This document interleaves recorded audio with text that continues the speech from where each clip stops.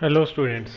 तो last class में हमने डिस्कस किया था ह्यूमन एक्सक्रीटरी सिस्टम, जिसमें हमने डिस्कस किया था आपका किडनी को। पेयर ऑफ किडनी प्रेजेंट होता है, रेडिश ब्राउन कलर का होगा, साइज 10 to 12 सेंटीमीटर होगा। ठीक है। फिर हमने बात की थी कि जो आपका किडनी है, it is the site for filtration of blood, और वहाँ से ब्लड जो है वो आपका फिल्टर होके किसके पास आएगा, यूरेटर के पास, और यूरेटर से वो यूरिनरी ब्लैडर में स्टोर होगा और यूरेथ्रा के थ्रू बॉडी से बाहर हो जाएगा। जो ओवरव्यू था वो हम देख चुके थे।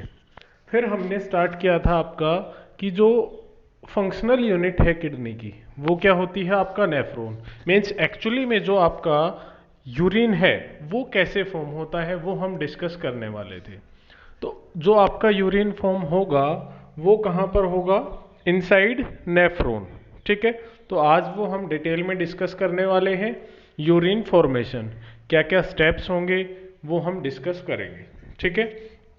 तो चलते हैं हमारे टॉपिक पर। सबसे पहले अगर आपको यूरिन फॉर्मेशन समझना है तो जो नेफ्रॉन है उसका डायग्राम आपको समझ में आना चाहिए। ठीक है। उसका डायग्राम हम देखते हैं। सबसे पहले नेफ्रॉन में जो पार्ट है आपका वो है बोमेन्स कैप्सूल। ये जो आपका है ये है बोमेन्स कैप्सूल। इधर ये वाला जो पार्ट है आपका, ये ऐसे जो बना हुआ है, मैं साथ साथ एक बार आपको ड्रॉ करके और दिखा देता हूं। ये जो पोर्शन है ऐसे, ये है आपका बोमेन्स कैप्सूल। ये क्या है, बोमेन्स कैप्सूल। ठीक है। फिर इसके अंदर आपको कैपिलरीज का ऐसा नेटवर्क दिखाई दे रहा है। ये जो नेटवर्क है ये कहलाएगा ग्लोमेरुलस। दो चीजें आपको क्लियर है आई थिंक। एक तो सबसे पहला पार्ट जो है वो आपका बोमेन्स कैप्सूल, उसके अंदर जो आपका नेटवर्क लाइक स्ट्रक्चर कैपिलरी का जो बन रहा है उसको हम बोलेंगे ग्लोमेरुलस। ठीक है, क्लियर है। उसके बाद जो आपका ये ट्यूब लाइक स्ट्रक्चर जो निकल रही है बेटा, ये वाली जो है ये है आपका पीसीटी। ठीक है। आगे जो ट्यूब लाइक स्ट्रक्चर निकली नेफ्रॉन से ये है पीसीटी। फुल फॉर्म क्या होगी इसकी, proximal convoluted tubule. Write down करना चाहो कर सकते हो, प्रोक्सिमल कॉन्वोल्यूटेड ट्यूब्यूल। ठीक है। Proximal convoluted tubule. प्रोक्सिमल का मतलब होता है पास, मतलब नियर। पास किसके है ये, बोमेन्स कैप्सूल के। ठीक है। वो ट्यूब जो बोमेन्स कैप्सूल के पास है उसको बोलेंगे PCT, proximal convoluted tubule. Clear है। उसके बाद जो है ये आपका ट्यूब रन कर रही है नीचे तक। ये पोर्शन जो है आपका ये कहलाएगा लूप ऑफ हेनले। ठीक है। एक लूप आपको ऐसे दिख रहा है, ये लूप जो है ये कहलाता है लूप ऑफ हेनले। हेनले नाम के साइंटिस्ट थे बेटा, उन्होंने डिस्कवर किया था, तो इसका नाम है loop of Henle. Loop of Henle में आपको एक चीज याद रखनी है, जो नॉर्मल ट्यूब थी बेटा उसका डायमीटर ज्यादा था, और लूप ऑफ हेनले जो है उसका डायमीटर कम होता है। ठीक है, क्लियर है। उसके बाद ये जो ट्यूब है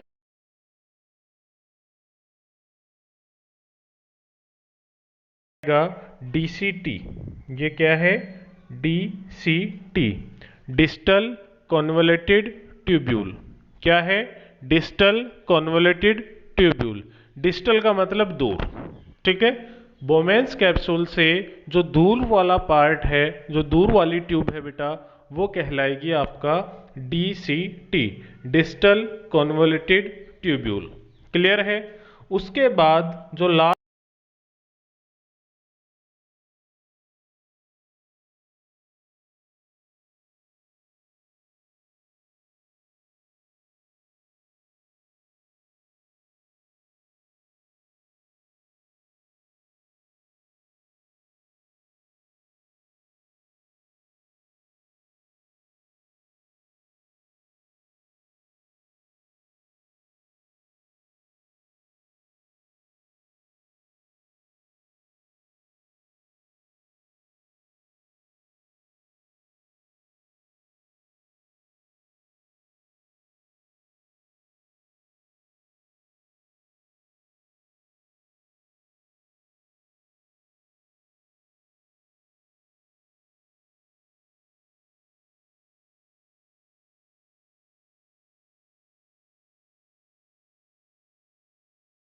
ये यहाँ तक तो है आर्टरी, ये हो गया कैपिलरी का नेटवर्क और ये हो गई वेन।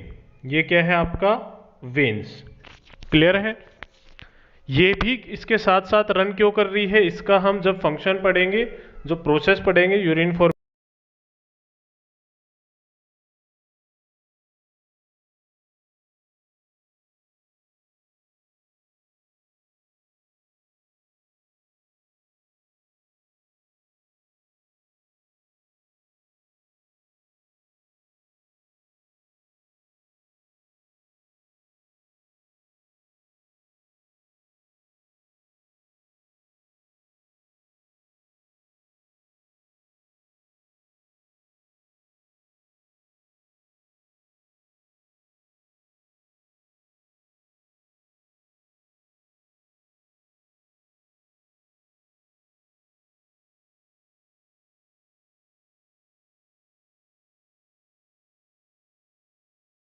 आर्टरी किडनी को ब्लड सप्लाई करती है बेटा, उसको बोलते हैं renal artery.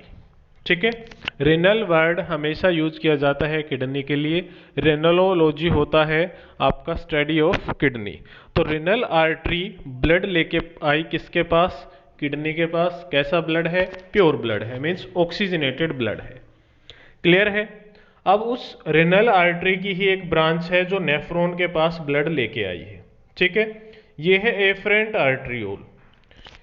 Efferent arteriole nephron के अंदर ब्लड लेके आया है। ए फॉर आना, मीन्स ब्लड आ रहा है। किसके अंदर आ रहा है, नेफ्रॉन के अंदर, ग्लोमेरुलस के अंदर। क्लियर है बेटा। दोनों चीजें याद रखना है, 1 मार्क में पूछी जाती है, एफरेंट आर्टरियोल का फंक्शन और ईफ्रेंट आर्टरियोल का फंक्शन। सिर्फ ए और ई का फर्क है। तो यहां पर जहां पर ए है उसका मतलब है आना। ठीक है। एफरेंट आर्टरियोल मीन्स ब्लड आपका नेफ्रॉन के अंदर आ रहा है। क्लियर है। एफरेंट आर्टरियोल का जो डायमीटर है बेटा वो ज्यादा होता है। क्लियर है। यहां से ब्लड आया, कैपिलरीज में आपका नेटवर्क बना, और यहां से जब इफरेंट आर्टरियोल आपका निकल रहा है, इफरेंट आर्टरियोल, ई फॉर एग्जिट, मतलब जाना, मतलब यहां से ब्लड आपका निकल गया। अब यहां इसका डायमीटर है कम। एफरेंट आर्टरियोल का डायमीटर था ज्यादा और इफरेंट का है कम। ब्लड आ तो रहा है ज्यादा लेकिन जा रहा है कम। तो उससे क्या होता है बेटा, प्रेशर जनरेट होगा। क्या जनरेट होगा, ग्लोमेरुलस में प्रेशर जनरेट होगा। उस प्रेशर से जो कैपिलरी है आपको पता है बिल्कुल फाइन होती है, उसमें से सब्सटेंस आपका निकल सकते हैं। कौन कौन से निकल सकते हैं ये भी हमने डिस्कस किया है। ठीक है। तो अब होगा क्या, जब आपका इस ग्लोमेरुलस से नीचे आएगा तो उसमें से कई सारे सब्सटेंस आपके फिल्टर होके नीचे आ जाएंगे। ठीक है। फिल्टर होके जो नीचे फ्लूइड आएगा उसको बोलेंगे फिल्ट्रेट। ठीक है। हुआ क्या, एफरेंट आर्टरियोल ब्लड लेके आया किसमें, ग्लोमेरुलस में, उसका डायमीटर ज्यादा था। इफरेंट आर्टरियोल वापस लेके गया, डायमीटर कम था, जिससे प्रेशर जनरेट हुआ, और प्रेशर के साथ उसमें से कुछ चीजें फिल्टर होके नीचे आ गई। जो चीजें फिल्टर नीचे होके आई उन्हीं को हमने बोल दिया फिल्ट्रेट। उस फिल्ट्रेट में होगा क्या, उस फिल्ट्रेट में होगा बेटा आपका वाटर, उस फिल्ट्रेट में होंगे सोल्ट, उस फिल्ट्रेट में होगा यूरिया, उस फिल्ट्रेट में हो सकता है आपका ग्लूकोज, उस फिल्ट्रेट में हो सकते हैं आपके अमीनो एसिड। क्लियर है। ये सब उस फिल्ट्रेट के अंदर होता है। वाटर होगा मोस्टली, तो उसमें वाटर होता है, सोल्ट है, यूरिया है, अमीनो एसिड है और ग्लूकोज है। ये सब फिल्टर होके नीचे आ जाता है। याद रखना क्या नहीं आएगा, लार्ज मॉलिक्यूल्स जो हैं आपका, प्रोटीन्स जो हैं वो नहीं आते हैं, याद रख लेना। ठीक है। प्रोटीन्स जो हैं वो नीचे फिल्टर होके नहीं आएंगे, आरबीसी, डब्ल्यूबीसी, प्लेटलेट्स वो भी नहीं आएंगी, वो वापस से आपका ब्लड इफरेंट आर्टरियोल जो लेके गया है उसमें वो चली जाएंगी। क्लियर है। फर्स्ट स्टेप क्लियर हुआ आपको। क्या है, ultra filtration. Afferent arteriole blood को ग्लोमेरुलस में लेके आया, वहां प्रेशर की वजह से ब्लड फिल्टर हुआ, फिल्टर होके water, salt, urea, amino acid और ग्लूकोज नीचे आपका ट्यूब में आ गई बोमेंस कैप्सूल से होते हुए। किस में आ गए? पीसीटी में। किस में आ गए? अब आपका जो फ्लूइड है वो पीसीटी में आ चुका है। इसको यूरिन नहीं बोलोगे बेटा, अभी ये यूरिन नहीं बना है, कोई भी इसको यूरिन नहीं बोलेगा, इसको हम नेफ्रिक फ्लूइड बोल सकते हैं। क्या बोल सकते हैं? Nephric fluid. क्लियर है? अब क्या ये जो फिल्ट्रेट आया है बेटा, ये सारी चीजें यूरिन में पास करनी होती हैं? क्या ग्लूकोज यूरिन में पास होगी? क्या सारा वाटर जो फिल्टर होके नीचे आया है वो पास होगा? मैं आपको बताता हूं, एक दिन में जो आपका ग्लोमेरुलस है बेटा, उससे 180 लीटर वाटर आपका सीक्रेट होता है, मीन्स फिल्टर होके नीचे आता है। क्या 180 लीटर हम यूरिन पास करते हैं? नहीं। तो इसका मतलब है मोस्ट ऑफ द वाटर जो है वो रीएब्जॉर्ब होना है। ठीक है, तो इतना वाटर हम बॉडी से लूज थोड़ी कर सकते हैं, तो वाटर भी आगे क्या होना है? रीएब्जॉर्ब। सारे सोल्ट को भी हम बॉडी से बाहर नहीं निकाल सकते, नहीं तो हमारी ऑस्मोटिक कंसंट्रेशन जो है फ्लूइड की वो चेंज हो जाएगी, तो सोल्ट भी रीएब्जॉर्ब किए जाएंगे। यूरिया हमारी बॉडी के लिए जरूरी नहीं है, तो यूरिया का रीएब्जॉर्प्शन नहीं होगा। ग्लूकोज जरूरी है, पूरी सारी जो ग्लूकोज है वो रीएब्जॉर्ब हो जाएगी, और अमीनो एसिड भी आपका रीएब्जॉर्ब हो जाएंगे। क्लियर है? फर्स्ट स्टेप तो आपका हो गया फिल्टर। चलते हैं बेटा, सेकंड स्टेप जो है वो है आपका ट्यूब्यूलर रीएब्जॉर्प्शन। रीएब्जॉर्प्शन। अब ट्यूबुलर मीन्स ट्यूब, और रीएब्जॉर्प्शन आपको पता है कि चीजों का रीएब्जॉर्ब होना। तो इस स्टेप में जो चीजें हमारी बॉडी के लिए जरूरी हैं उनको रीएब्जॉर्ब कर लिया जाएगा। अब रीएब्जॉर्ब करने में मेन रोल जो होता है वो प्रोक्सिमल कॉन्वोलेटेड ट्यूब्यूल। क्लियर है? प्रोक्सिमल कॉन्वोलेटेड ट्यूब्यूल जो है वहां पर मैक्सिमम रीएब्जॉर्प्शन होता है। होता तो बेटा डीसीटी में भी है और कलेक्टिंग डक्ट में भी है, लेकिन मैक्सिमम की हम बात कर रहे हैं। जो मैक्सिमम रीएब्जॉर्प्शन होगा वो पीसीटी में होगा, प्रोक्सिमल कॉन्वोलेटेड ट्यूब्यूल। अब मैं आप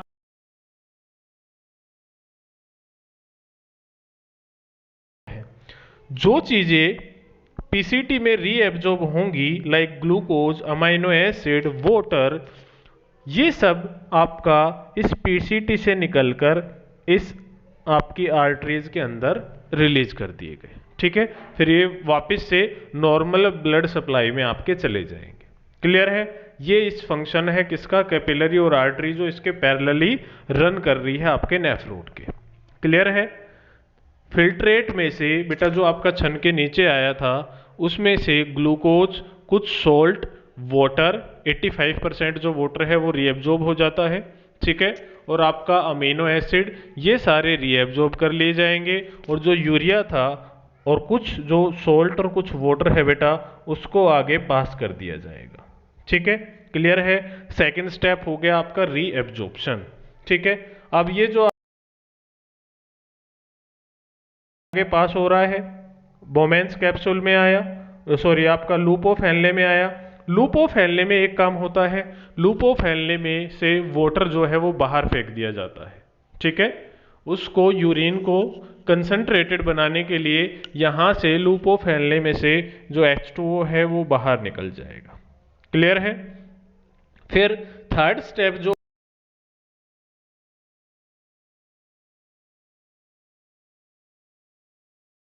tubular secretion. Tubular secretion. Secretion का मतलब कुछ सिक्रीट करना। वहां पर ट्यूबुलर रीएब्जॉर्प्शन था, मतलब ट्यूब कुछ रीएब्जॉर्ब कर रही थी, पीसीटी ने रीएब्जॉर्ब किया था। यहां पर ट्यूबुलर सिक्रीशन है, मतलब ट्यूब कुछ सिक्रीट करेगी। तो यहां पर मोस्ट इंपोर्टेंट है आपका डीसीटी। जो ट्यूबुलर सिक्रीशन है वो किस में होगा बेटा? डीसीटी में होगा। तो डीसीटी के अंदर क्या